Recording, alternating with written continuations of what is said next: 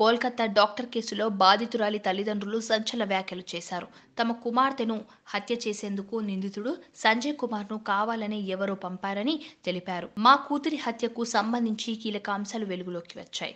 మా కూతుర్ని చంపడానికి ఎవరో సంజయ్ని పంపించారు. సోషల్ మీడియాలో తమ కూతురు గురించి ఫేక్ న్యూస్ వస్తే సహించలేకపోతున్నాం.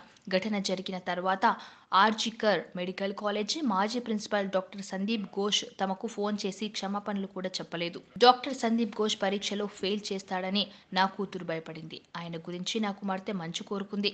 కానీ ఎందుకు అలా చేశాడో తెలియడం లేదు అని ఆమె ఆవేదన వ్యక్తం చేశారు.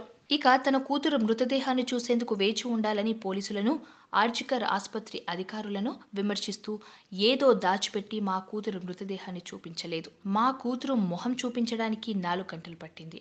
వారు ఏదో చేద్దామని ప్రయత్నించారు. నా కూతురుకు డాక్టరేట్ ఆఫ్ మెడిసిన్ చేయాలని ఉండేది. డిఎం కోసం ప్రిపేర్ కావడానికి పుస్తకాలు తీసుకొచ్చింది అని చెప్పారు. ఉద్యోగం పట్ల తనకున్న అంకిత భావాన్ని గుర్తు చేసుకుంది. ఆమె ఎక్కువ సమయం ఆసుపత్రిలో గడిపేది. వచ్చాక కూడా చదువుపైనే ధ్యాస పెట్టేది.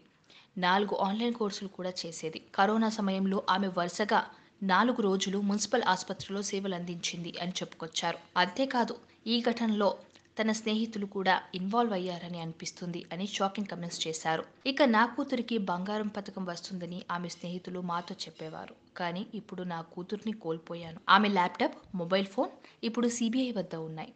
ఆమెకు న్యాయం చేయాలని మేము కోరుకుంటున్నాం అని ఆవేదన వ్యక్తం చేశారు. మరోవైపు నిందితుడు సంజయ్ రాయ్ తల్లి తన కొడుకును ఎవరో ఇరికించి ఉండవచ్చని అభిప్రాయం వ్యక్తం చేసింది. వారిని కఠినంగా శిక్షించాలని డిమాండ్ చేసింది. తన కొడుకుకు తనను మంచిగా చూసుకున్నాడని ఆమె చెప్పుకొచ్చింది. సబ్స్క్రైబ్ చేయండి.